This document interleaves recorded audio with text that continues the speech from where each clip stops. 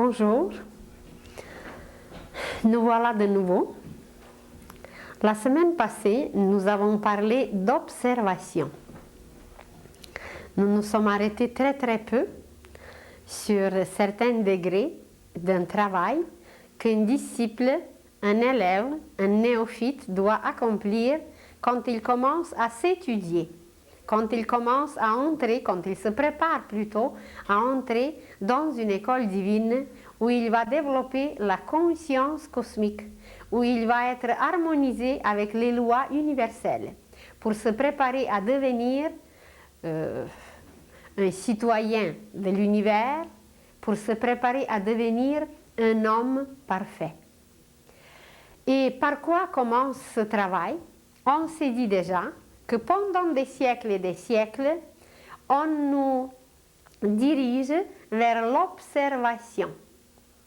Et dans l'avenir, nous allons apprendre à analyser les mots, parce que nous ne savons pas analyser, comprendre et saisir le sens des mots. Quelquefois, juste en regardant le mot, nous allons saisir beaucoup de choses. Observer. Quelle est la racine de ce mot? C'est servir. Alors, imaginez-vous que le vrai but de toute cette école par laquelle on passe, de toutes nos tribulations dans l'école de la matière, sur la terre, c'est de nous apprendre à aimer, de devenir les fils de Dieu qui sont comme le Christ, de devenir les Christ, de devenir les créateurs. Mais pour y arriver, pour arriver à servir la loi de l'amour, eh bien, ça prend par des petits services minuscules. Imaginez un enfant qui doit apprendre à apporter les pantoufles à son grand-père. Imaginez un enfant qui doit apprendre à donner une tasse d'eau, un verre d'eau à sa grand-mère, qui doit apprendre à servir son père, à servir sa mère, ses frères et ses sœurs. Exactement comme un petit enfant qui apprend à servir par des petites choses, par des petits gestes, l'humanité tout entière apprend à servir et à servir et à servir, mais en très peu par des petits gestes. Et pourquoi observer? Ob, ça veut dire englober, ça veut dire tout ce qui est général, tout ce qui est qui englobe quelque chose, c'est cette partie ob.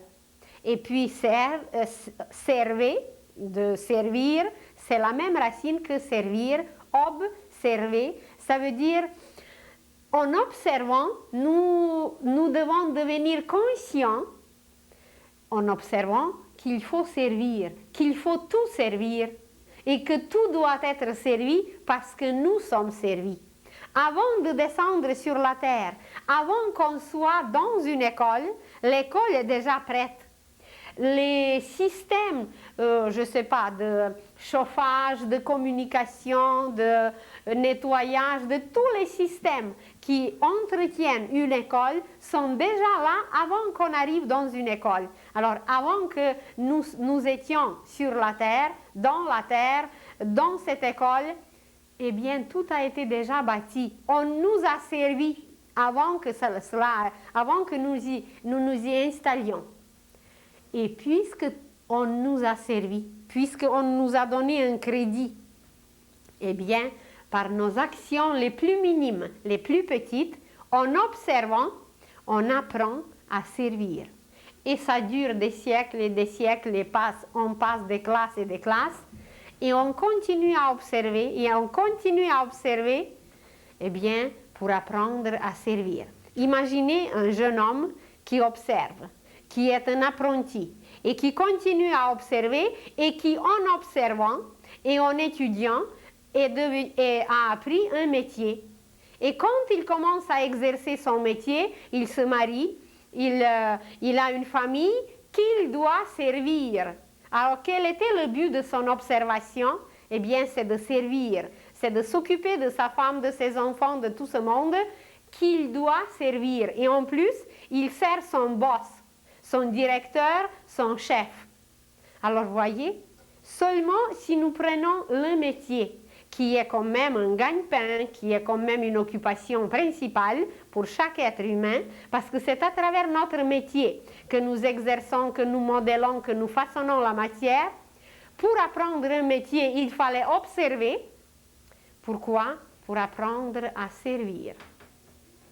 Et maintenant, le premier degré, une fois passé, évidemment, nous continuons à observer. Même si nous arrivons déjà au deuxième degré qui est la concentration, toute concentration est possible seulement si l'observation y est. Donc le premier degré, il est absorbé par le deuxième. L'observation est absorbée par la concentration, mais ça ne veut pas dire qu'on a fini et qu'elle s'est séparée. Au contraire, elle a fusionné avec le deuxième degré, avec la concentration. Parce que tout ce qu'on a appris, tout ce qu'on a accumulé par l'observation, ça nous sert comme matière de base, comme une fondation pour pouvoir se concentrer, pour pouvoir canaliser toutes ces matières qu'on a accumulées par l'observation. L'observation, c'est justement d'accumuler les matières, de prendre tout ce qui nous est donné pour apprendre à servir. Alors, on prend petit à petit, on accumule, on ramasse. Et quand on a suffisamment observé, eh bien là, nous sommes capables de nous concentrer et d'utiliser ces matériaux qu'on a ramassés, qu'on a accumulés. Et on s'est dit déjà, c'est quoi se concentrer? C'est aller avec le centre. C-O-N, c'est toujours avec, le préfixe avec, plus la racine qui veut dire centre. Avec le centre. Alors, tous nos matériaux qu'on a accumulés, qu'on a ramassés pendant l'observation, on les converge, on les dirige vers un seul point. Et qu'est-ce que fait la lumière quand elle est convergée vers un seul point? Imaginez quelle puissance est là, quand ça crée, comment ça s'appelle, un focus? Quand le focus est fait, eh bien, il peut transpercer tout. Il peut brûler, il va vous faire un trou par sa puissance, un rayon. Un rayon, imaginez quelle est sa puissance. Et pourquoi pas la pensée? Pourquoi pas la pensée qui doit pénétrer partout, qui doit communiquer, communier, apprendre, attirer, transmettre, etc. Eh bien, la pensée, c'est la lumière. C'est une matière lumineuse et nous pouvons faire la même chose qu'un focus, qu'un rayon qui est projeté vers un seul point. Et comment ça s'appelle maintenant dans le monde moderne? C'est de former, de créer un laser. Laser, L, light, A, amplification, S, je ne sais plus. De toute façon, c'est amplifier la lumière et la diriger vers un seul point où elle est capable d'accomplir ce que l'humanité nomme des miracles. Et c'est par la concentration que nous arrivons à créer un laser. Et s'il y avait 10 personnes sur la Terre aujourd'hui même, qui se concentraient sur, je ne sais pas, éliminer les guerres, eh bien, en 2 semaines, les guerres seront éliminées par cette concentration puissante. Vous allez dire, et où sont les maîtres et les initiés? Ben, ils sont là. Mais c'est de nous qu'il s'agit, c'est des élèves qu'il s'agit, ce n'est pas des maîtres et des initiés. Eux, ils ont passé par leurs examens. Mais c'est à nous aujourd'hui d'y passer et de montrer comment nous sommes capables de nous observer, comment nous sommes capables de nous concentrer. C'est par notre concentration que nous allons passer par l'examen et que l'humanité va rehausser ses vibrations, ses qualités, ses vertus et que c'est à nous d'amener l'humanité vers un degré supérieur de la conscience. Alors, ça prend 10 personnes. Et qu'est-ce que ça veut dire, ces 10 personnes? C'est 10 justes dont on parle dans la Bible. Pourquoi 10? Parce qu'il y a 10 degrés de la conscience dans l'univers. Nous avons déjà vu l'arbre de vie qui représente 10 degrés de la conscience, 10 degrés des ordres angéliques. Ça veut dire s'il y a 10 personnes qui sont capables de puiser ces énergies et de les diriger vers la construction, vers la créativité sur la terre, eh bien, ça serait résolu, tout serait résolu parce qu'une circulation correcte, une circulation harmonieuse, créative pourrait se faire et le côté économique, et le côté politique, et le côté grève, et tous les côtés qui sont désorganisés, ça peut être harmonisé, bien fait, bien installé. 10 personnes. Pourquoi c'était comme ça dans la Bible et pourquoi ça ne serait pas la même chose aujourd'hui? On demandait 10 justes. Ça veut dire ceux qui savent ajuster leur pensée avec la pensée cosmique, avec la morale cosmique, avec les énergies de ces 10 degrés de la conscience universelle. Mais il n'y en a pas 10 qui sont capables de concentrer, de canaliser ces énergies cosmiques seulement vers un seul but. Il y en a qui se concentrent, mais seul Dieu sait quel est leur but, quel est le but de leur concentration et qu'est-ce qu'ils demandent dans leur concentration. Alors, nous devons travailler aujourd'hui sur la concentration. Ça veut dire converger nos énergies vers un seul but. Et quel est ce but? Comme nous le demandons depuis 2000 ans, que ta volonté soit faite au ciel comme sur la terre. Eh bien, c'est cette volonté, c'est sa volonté qui doit s'accomplir aujourd'hui sur la terre. Et pourquoi nous le répétons autant, tous les jours, sans le vouloir maintenant que ça se réalise? Eh bien, il faut que ça se réalise un jour. Et c'est là que nous devons converger nos énergies, centrer, concentrer tout ce qui est en nous. Et c'est quoi cette volonté? Ben, c'est le royaume de Dieu sur la terre qui va être installé malgré nous. Même si nous ne nous concentrons pas, bien, il y a d'autres qui se concentreront et qui amèneront le royaume de Dieu sur la terre malgré nous seulement. Si nous ne nous concentrons pas, eh bien, c'est qu'on ne pourra pas participer à ce travail grandiose, à être les citoyens, les participants, les fils de Dieu qui vont le faire. Alors, sur quoi se concentrer? Eh bien, c'est d'abord ce but qui va permettre à toutes nos énergies d'être attirées, d'être focalisées, d'être concentrées, convergées sur ce seul but. Et le but doit être extrêmement clair pour nous tous. C'est la réalisation du royaume de Dieu sur la terre d'ici la fin du siècle. Eh bien, nous serons tous les témoins. Bien, j'espère que tous, parce que c'est d'ici la fin du siècle que ça va se réaliser. Nous avons déjà parlé de 3 courants qui agissent aujourd'hui dans le monde. Et c'est ces courants qui bouleversent tout, c'est ces courants qui vont exterminer beaucoup de choses et qui vont bien broyer un peu tout le monde qui n'est pas prêt.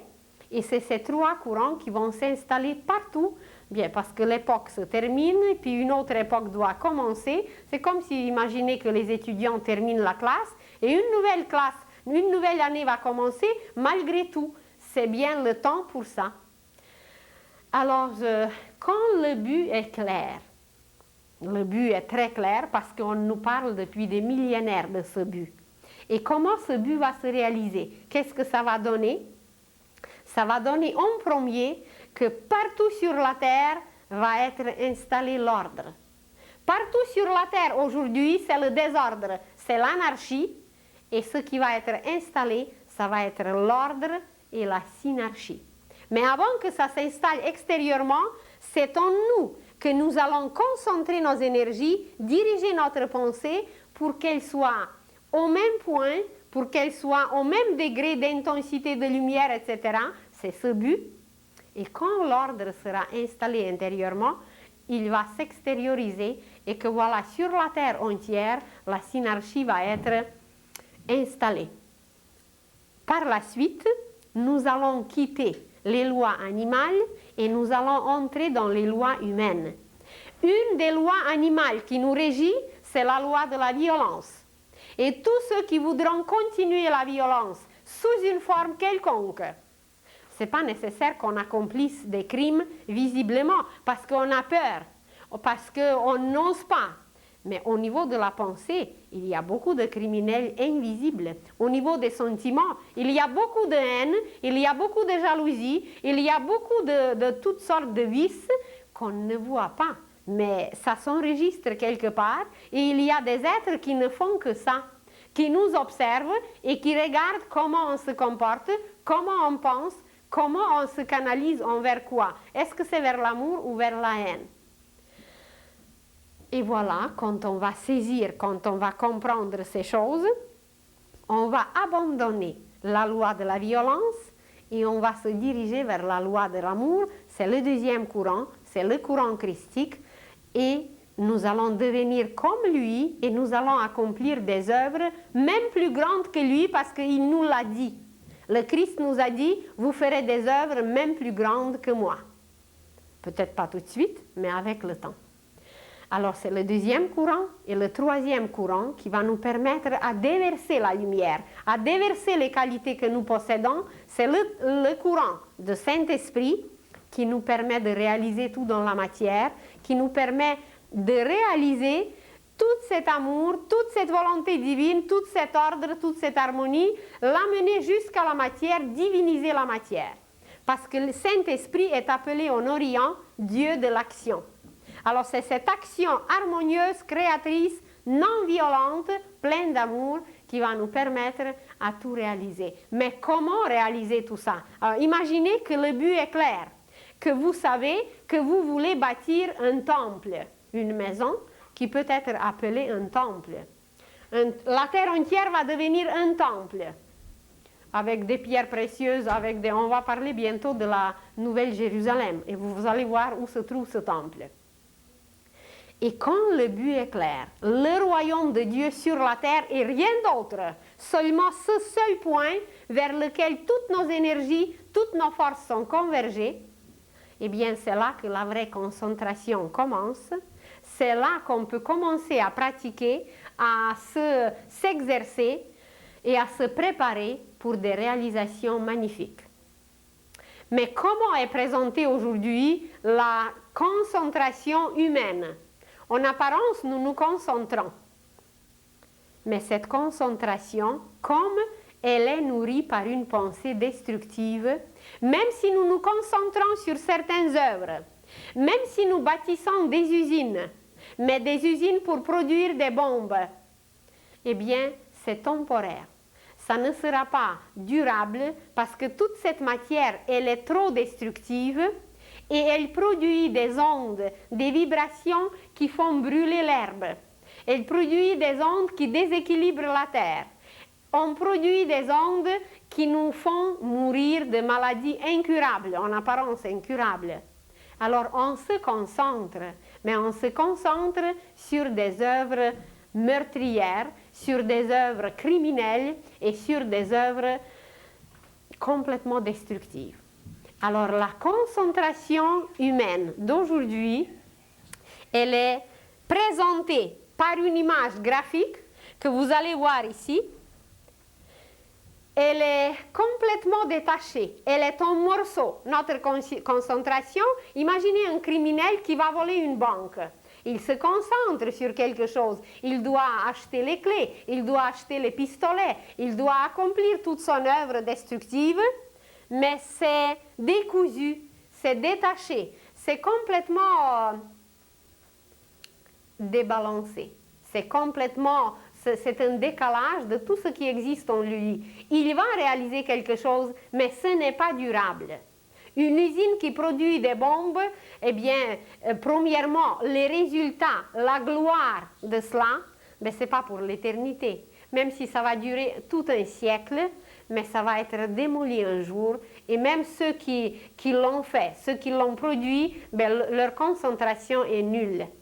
Alors l'image que vous voyez, c'est l'image de la concentration d'aujourd'hui qui est complètement débalancée, décousue, détachée. Chaque morceau que vous voyez ici, c'est des petites concentrations, mais sur des œuvres de violence, sur des œuvres criminelles et sur des œuvres de la destruction.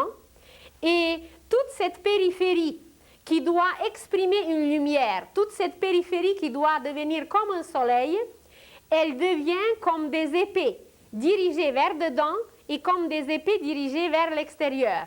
Ça nous détruit, ça nous ronge intérieurement parce qu'il y a des remords, parce qu'il y a quelque chose qu'on a transgressé et on le sent. Et vers les autres, eh bien, on les tue, on les mord, on les ravage, on les rend malades, on les désharmonise, déséquilibre et puis on dégringole. Alors, c'est une image graphique de la concentration de l'homme d'aujourd'hui qui n'a aucune dureté, qui ne peut nous amener que vers la mort. Parce qu'on se concentre vers le bas, ça veut dire un courant descendant, un courant qui amène la mort. Et l'homme intelligent va abandonner cette concentration destructive. L'homme intelligent va vouloir de se lier à son âme, de se lier à une source éternelle de génie, de puissance, d'un potentiel qui lui permettra non seulement de créer des nouvelles fleurs sur la terre, non seulement d'accomplir des œuvres durables sur la terre, non seulement transformer son corps en or et en lumière, mais qui lui permettra d'accomplir des œuvres cosmiques. Au lieu de faire des usines, de bâtir des usines pour les bombes, eh bien, il ira sur une autre planète de faire des études inimaginables. Il voyagera à travers l'univers, il ira sur le soleil pour parler aux archanges et pour apprendre des lois universelles. Parce que l'homme est créé pour cela, l'homme a tout ce potentiel en lui, mais il est dirigé, concentré complètement ailleurs, vers le bas, où il est influencé par ce courant descendant qui amène la mort, par le courant de la décomposition. Et alors, quand cette compréhension, quand cet éveil de la conscience va s'installer dans l'homme, qu'est-ce qui va arriver? C'est que cette image décousue, cette image qui rend l'homme le loup. Il existe un proverbe latin qui dit « l'homme pour l'homme est un loup ». Eh bien, avec toutes ces épées qui sortent aujourd'hui de lui et qui détruisent, l'homme va se transformer en un soleil. Et l'image suivante que vous allez voir, c'est la vraie concentration. C'est là où l'homme va relier tous les morceaux en lui, où l'homme va reprendre son vrai travail, où l'homme va se soumettre à la loi de l'amour. Se soumettre, c'est tout simplement devenir le maître. Et regardez, ce centre dont on parle, concentré. Se concentrer, c'est aller avec ce centre qui est en nous. C'est un noyau divin qui est en nous. Et c'est de ce noyau divin que nous allons tout puiser.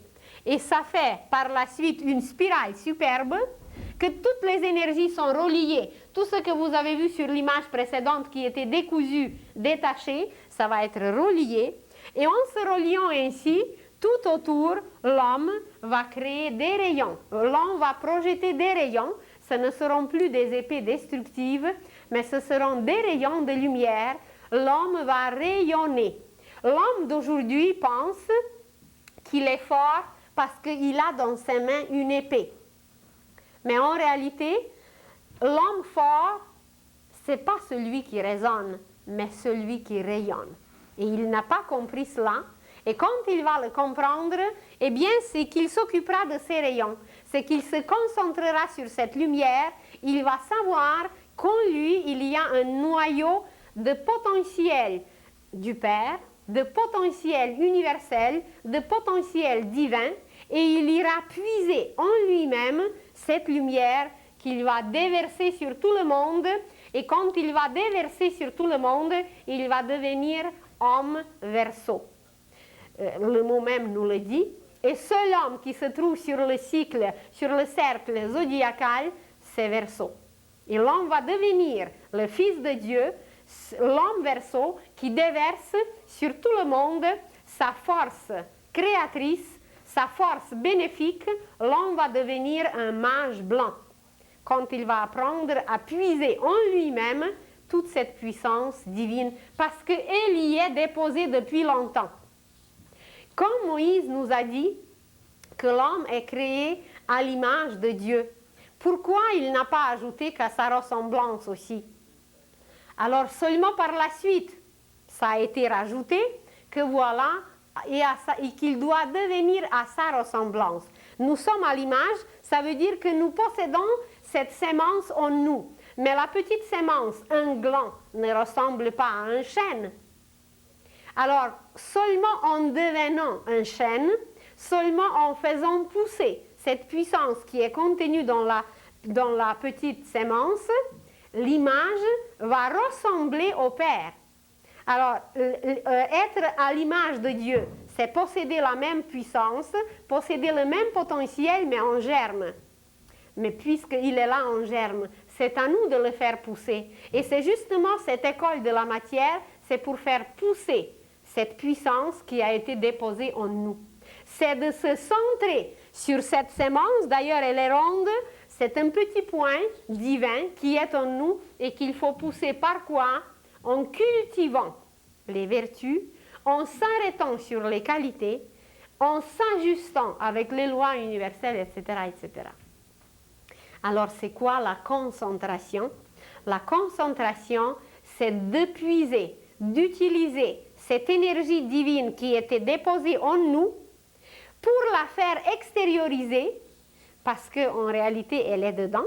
Et comment l'extérioriser? C'est en ayant un but précis. Si vous n'avez pas, imaginez que vous possédez des matériaux et des matériaux en or, que vous possédez une richesse extraordinaire et que cette richesse, les millions, les matériaux de construction, vous pouvez bâtir une cité, vous pouvez bâtir une ville. Mais si vous n'avez pas ce but de bâtir quelque chose, bien, vos matériaux vont pourrir, moisir, se rouiller et ça ne sera pas utilisé. Et même si c'est en or, eh bien, ça sera comme ça, en or, et puis ça va rester comme ça. Imaginez que vous possédez des wagonnettes et des wagonnettes d'or, et que chaque wagonnette, c'est une acquisition d'une vie. Mais si vous ne mettez pas ces wagonnettes sur des rails, et si vous n'avez pas le but où les amener, et qu'en s'en allant jusqu'au but de distribuer cet or, d'utiliser cet or, eh bien, vos wagonnettes vont rester, et personne ne saura même que vous possédez ces wagonnettes. Bon, prenons un autre exemple. Imaginez que vous avez un crayon, un stylo en or, que vous avez le papier de meilleure qualité au monde et que vous avez un vocabulaire de poète. Et même vous prenez votre crayon et vous écrivez une lettre avec votre vocabulaire et en vers, en poésie la plus belle.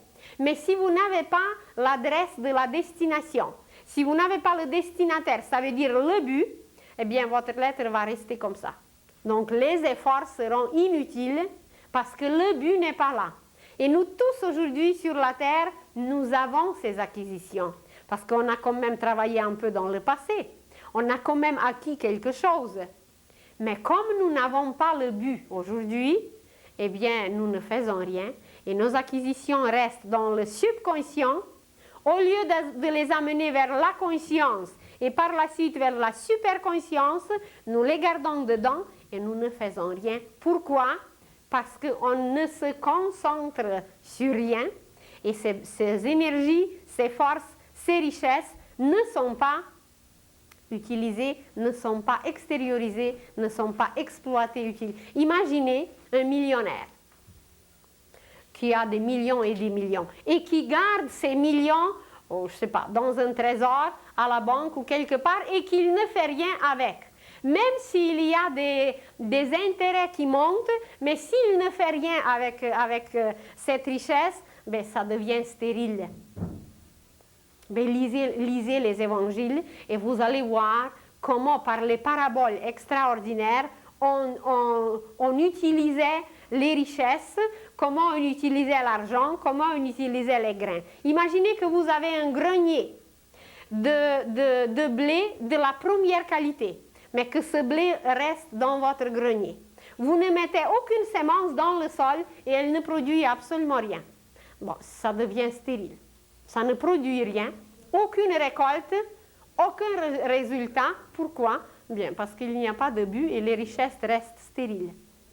Alors nous nous trouvons aujourd'hui un peu dans la même situation, que tout ce que nous possédons dedans, ça devient stérile parce que nous ne l'utilisons pas. Et qu'est-ce qu'il nous manque? Il nous manque le but. Et comment se comporter maintenant vers ce but? Bien, c'est de demander par la concentration mentale, par une concentration sentimentale et par des œuvres créatrices, de demander cette installation d'un ordre sur la terre, ou de royaume de Dieu, de l'âge d'or, de l'ère du Verseau, l'appelez-le comme vous voulez, c'est toujours la même chose, c'est toujours le royaume de Dieu sur la terre. Et qu'est-ce qu'il va arriver? Ils vont nous compter combien on est et combien de voix il y a pour le royaume de Dieu. Imaginez des élections au niveau de la 5e race, au niveau de notre monde, de notre société. Pour les élections, pour qu'on gagne, pour qu'un parti gagne, on ne vous demande pas quel diplôme vous avez. On ne vous demande pas quelles études vous avez faites. On ne vous demande même pas si vous savez signer le papier. On veut votre voix, c'est tout. Parce qu'une voix compte pour gagner. Et on en a, je ne me rappelle plus si on a mentionné, mais il existe aujourd'hui sur la Terre une vague d'incarnation des esprits qui ont transgressé les lois divines à l'époque atlantéenne. Par le mal qu'ils ont accompli, ils sont devenus les fils de mal. Et ces fils de mal, qui ont transgressé, les fils du mal, qui ont transgressé toutes les lois divines, par la miséricorde divine, on leur permet aujourd'hui de corriger leurs erreurs. On leur permet aujourd'hui de réparer les fautes. On leur permet de nouveau se lier à la lumière divine. Peut-être quelques-uns vont le faire, mais ils sont aujourd'hui là parmi nous et ils essayent de nous tenter, ils essayent de nous avoir de leur côté. Et c'est pour ça que chaque voix est extrêmement importante, la voix pour le royaume de Dieu. Parce qu'à l'époque atlantéenne, ces fils du mal, pour la première fois dans l'histoire de l'humanité, ont eu le dessus, ont eu la victoire sur le bien. C'est temporaire. Dans l'univers, s'il arrive une chose pareille, c'est toujours temporaire. Mais ce temporaire dure plusieurs milliers d'années. Alors, cette victoire sur le bien, même si elle était temporaire, on leur permet aujourd'hui de corriger leurs défauts, de réparer les fautes, et c'est un peu pour ça que nous voyons partout autour de nous tant de violence, tant de criminalité, tant de choses abominables, parce qu'ils sont venus pour réparer certaines choses. Mais comme ils ne le réparent pas, même si c'est deux âmes qui seront amenées vers la lumière, on leur permet à tous de venir sur la terre et de réparer, d'apprendre. Parce que même s'ils ne le font pas tout de suite, peut-être ils le feront d'ici 2000 ans. Peut-être en souffrant, et en souffrant, et en souffrant, il apprendra un jour qu'il faut se corriger. Alors, la situation est un peu critique. Parce que chaque voix compte. Même si on est ivrogne, même si on est encore impur, même si on n'a pas encore acquis toutes les qualités, ça ne fait rien. Mais il faut que notre but soit très clair, parce que ce but va nous permettre avec le temps de nous corriger, de guérir notre ivrognerie, d'acquérir certaines qualités qu'on manque. Ça ne fait rien, on nous donnera toutes les occasions, toutes les possibilités et toutes les conditions si notre but est clair et si nous nous disons oui, je veux travailler, oui, je veux arriver, oui, je veux participer avec l'installation du royaume de Dieu sur la terre. Et si nous parlons aujourd'hui de la concentration qui doit devenir correcte, qui doit devenir le moyen pour communiquer avec l'âme, pour lui téléphoner. Les images que vous voyez ici, par la première image, la communication est impossible. L'âme est au centre, mais il n'y a aucun lien avec. Ce lien est coupé et avec l'extérieur aussi, parce que les rayons qui vont vers l'intérieur et qui nous ravagent, qui nous rongent, nous détruisent, et c'est un décalage avec les rayons qui ne sont plus des rayons, mais qui sont des ondes destructives qui s'en vont vers les autres. C'est la haine, c'est la vengeance, c'est la violence, c'est l'agressivité, et par chaque rayon, vous pouvez mettre un vice. Et comment voulez-vous qu'on communique avec l'âme qui contient tout, qui nous permet de réaliser tout, si ce n'est pas lié, on ne peut pas lui téléphoner et on ne peut pas entendre sa voix, mais par le but dont on parle. Si ce but est clair, l'installation petit à petit va se faire, et c'est l'image suivante qui va se produire, c'est qu'on va recoudre les morceaux de l'image précédente et ces morceaux recousus, eh bien, ça va faire une belle spirale par laquelle chaque message va arriver à l'âme et de l'âme, chaque message sera transmis et que voilà, il sera répandu sur toute la terre, déversé sur toute la terre.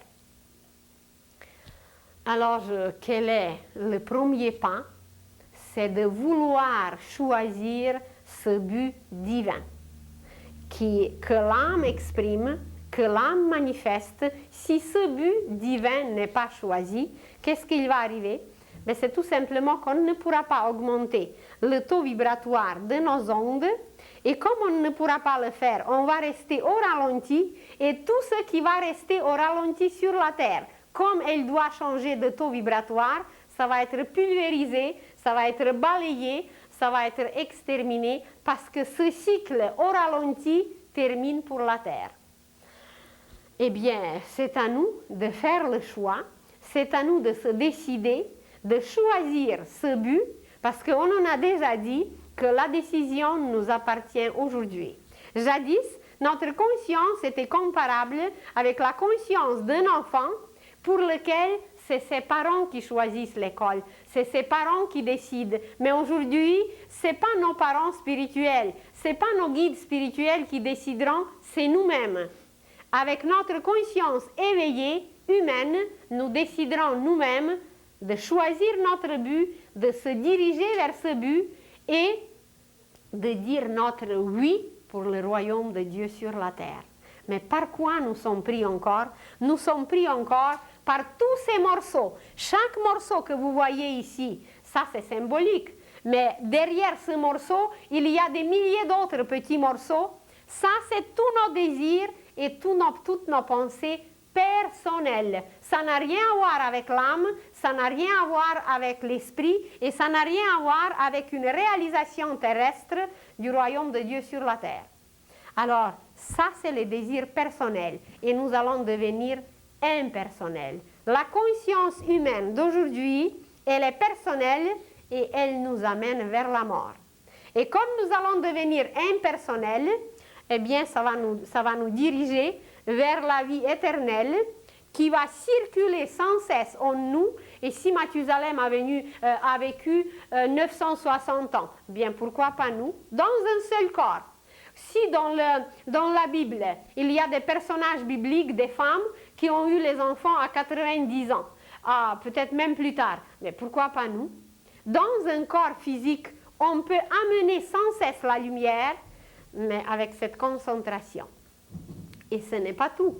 On a parlé de l'observation qui est le premier degré pour nous amener à la concentration. On nous apprend à servir par l'observation, à faire des petits gestes, pour arriver à la concentration, parce que qu'est-ce que la concentration nous permet? Elle nous permet d'être liés à la source sans cesse. Alors, la concentration, c'est un moyen pour aller puiser, pour aller chercher de l'eau à la source. C'est ça, se concentrer. Se concentrer, observation, c'est de trouver la source. Quelle est en nous? Connais-toi toi-même, c'est ça? On a observé des milliers d'années et aujourd'hui, on devient conscient que la source de la lumière est en nous, que Dieu est en nous. Et par cette observation, quand on découvre, eh bien, même la science va découvrir qu'on a du pétrole dedans. Mais pas peut-être exactement par la structure chimique comme le pétrole extérieur, mais il y a du pétrole extraordinaire en nous qui nous permettra de voyager à travers l'espace. Si le pétrole accomplit un rôle extérieur tel qu'il accomplit, eh bien, c'est qu'il nous extériorise. Parce qu'on se dit déjà que tout ce qui est extérieur, c'est intérieur d'abord, et ça nous extériorise.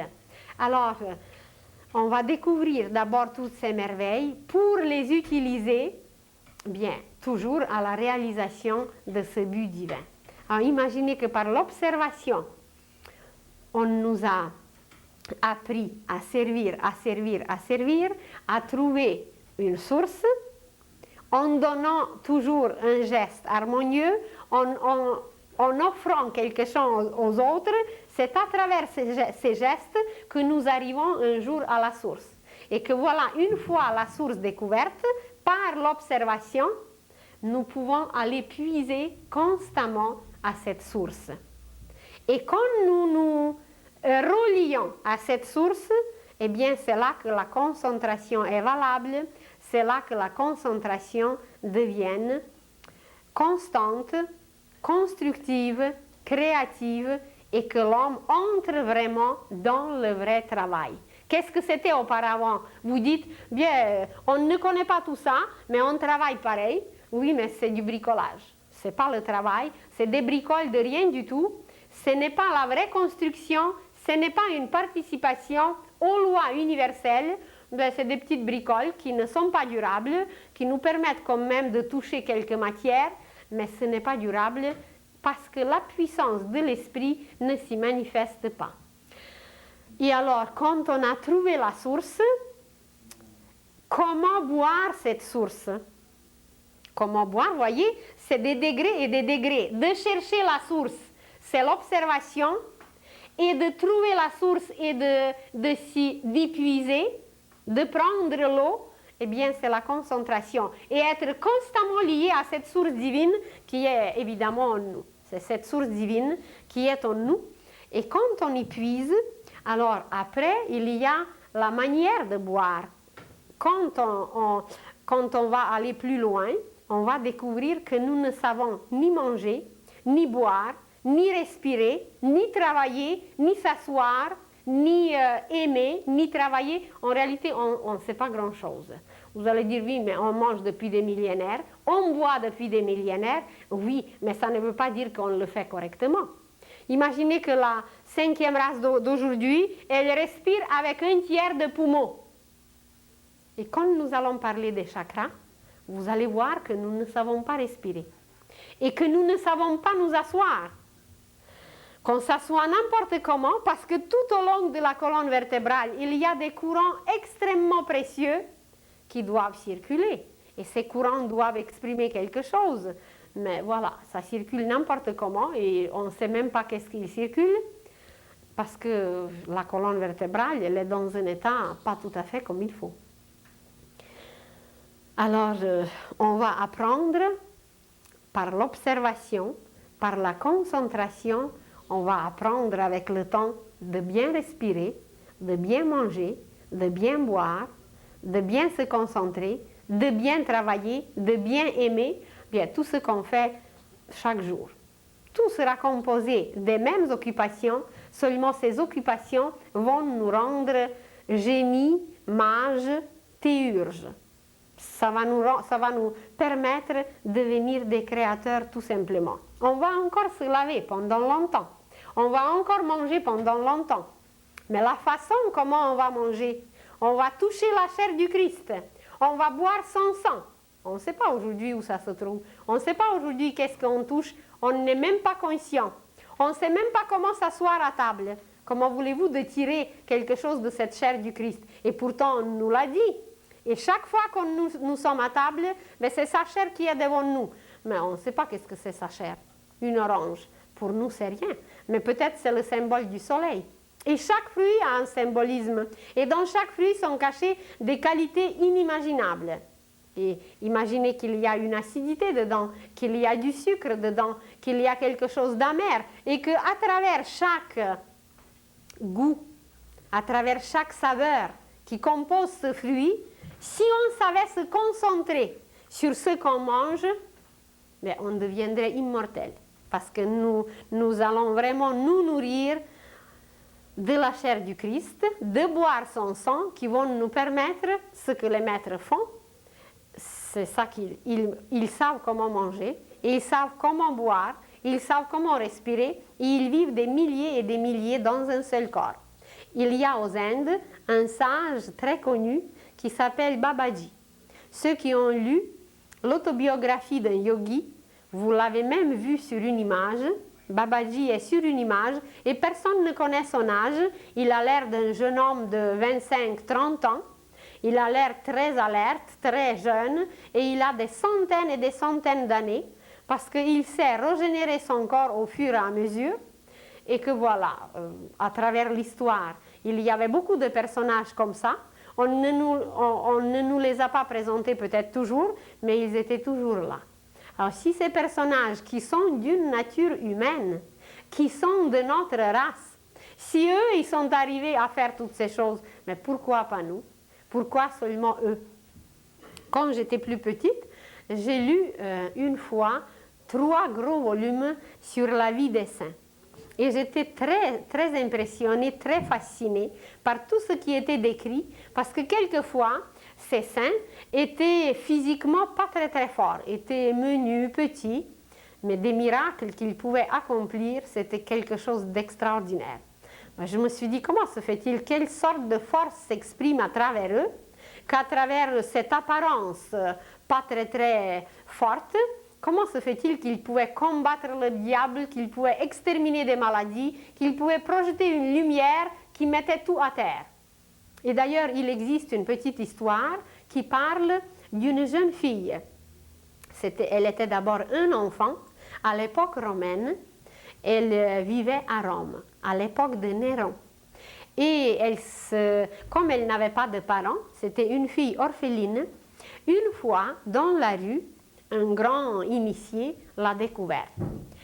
Et elle l'a attiré, il a senti certaines émanations que cette fille dégageait. Il était très impressionné par ses yeux, par ses mains, et il a pris cet enfant dans la rue, et il l'a amené dans son château, et il a commencé à l'éduquer. Il a commencé à l'apprendre à bien parler, à bien se comporter, à bien s'habiller.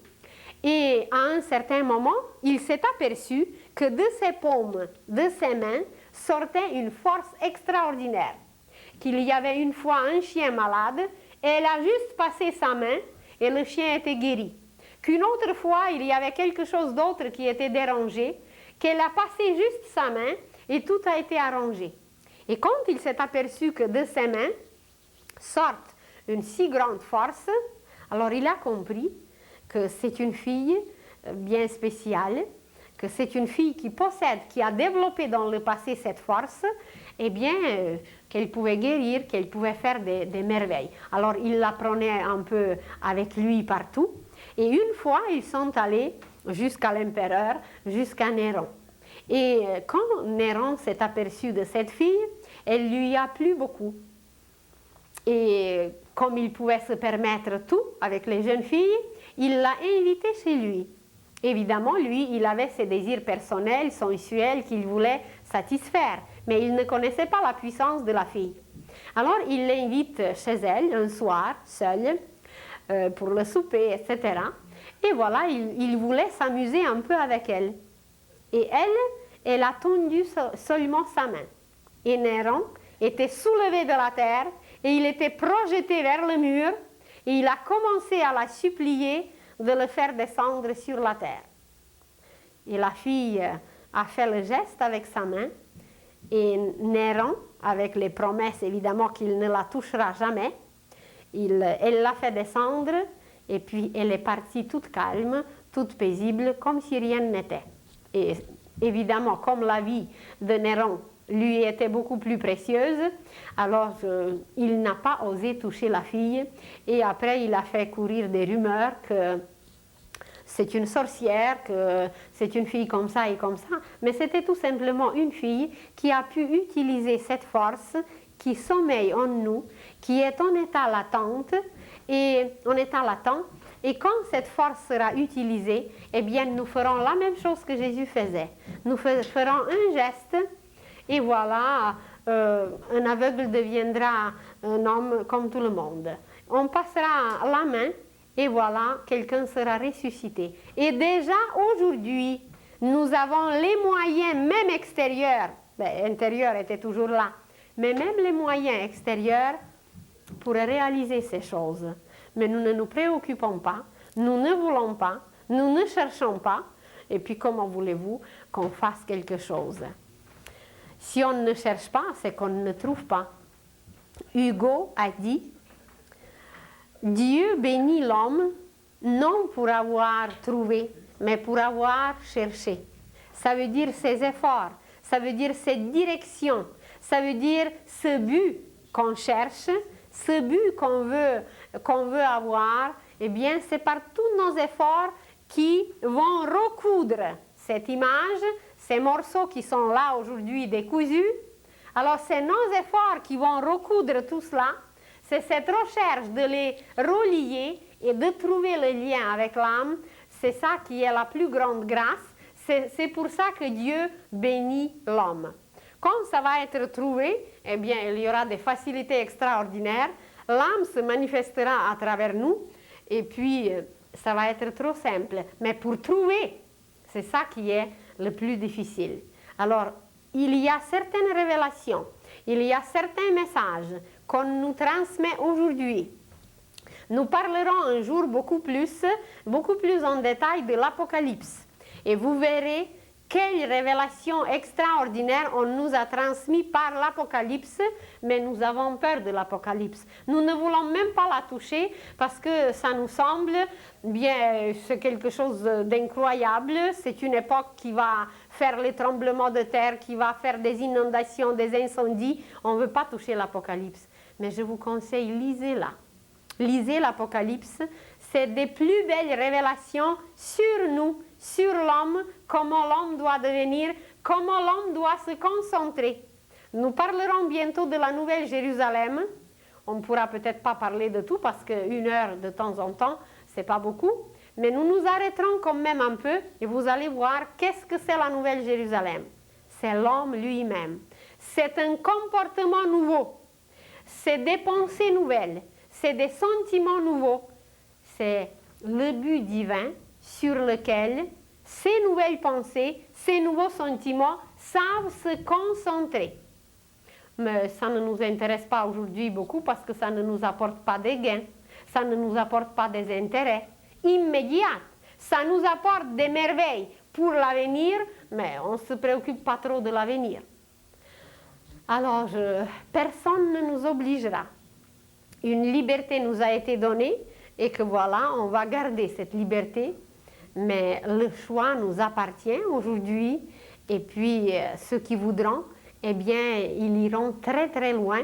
Et ceux qui ne voudront pas, eh bien, ils resteront bien bien en arrière. Et quand on va finir avec la concentration, eh bien, ce n'est pas la fin. Ce n'est pas final. C'est juste qu'on a trouvé la source et qu'on s'est lié à la source. Mais après, il y a l'utilisation de la source. Imaginez que vous avez dans vos mains un flot, mais un flot extraordinaire. Et qu'est-ce qu'on peut faire avec ce flot? Si on ne sait pas l'utiliser, ben vous pouvez inonder toute une région. Mais si on sait l'utiliser, vous pouvez faire des oasis, vous pouvez faire d'une canalisation, et on n'a pas encore assez étudié comment ils ont fait les canalisations en Égypte, comment ils ont pu avoir 2 récoltes par année. Eh bien, ce sont des merveilles qu'on ne connaît pas. Alors, quand on est attaché déjà à cette source, c'est de savoir l'utiliser. Parce que l'homme d'aujourd'hui ne sait pas utiliser les énergies. Mais si vous voulez des preuves, bien les chaises électriques. L'électricité, c'est une puissance extraordinaire. C'est une lumière qui nous permet de lire, qui nous permet d'étudier, qui nous permet d'être chauffés, qui nous permet d'être éclairés, d'éclairer les villes, qui nous permet de faire des incubateurs et de chauffer des futurs bébés, etc. Mais l'homme aussi utilise cette énergie pour les chaises électriques pour exterminer l'espèce humaine. Vous prenez n'importe quelle autre énergie, c'est la même chose. L'énergie atomique, c'est la plus belle énergie, la plus puissante. Mais pour quel but l'homme l'utilise? Eh bien, pour exterminer les villes et des milliers d'êtres humains. Alors, voyez, par la concentration, l'homme est arrivé à se concentrer sur des morceaux, sur ces petits bouts, temporairement. Mais pourquoi? Mais pour faire exploser tout ce que les autres ont fait.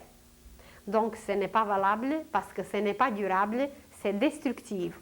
Et il est entraîné par ce courant qui va exterminer, qui peut même exterminer la race entière, l'humanité entière et même déséquilibrer bien le système solaire. C'est arrivé déjà dans l'univers que l'univers entier a péri à cause d'un comportement déplorable comme les humains le font aujourd'hui. Alors, comment utiliser la source? Voilà, même si on arrive à la bonne concentration, même si on a trouvé la source, mais comment l'utiliser? Ou inonder tout le monde, ou abreuver tout le monde, ou nourrir tout le monde, ou faire des chaises électriques. Vous voyez? Sur chaque degré, il faut savoir et il faut apprendre quoi faire. D'abord, comment observer, comment servir. Parce que ce n'est pas suffisant aujourd'hui de servir ou de vouloir servir. Parce qu'on peut servir Dieu, mais on peut servir le diable. C'est encore le choix qu'il faut faire aujourd'hui même avec notre observation. Et il ne faut plus observer la laideur. Il faut la transformer en beauté.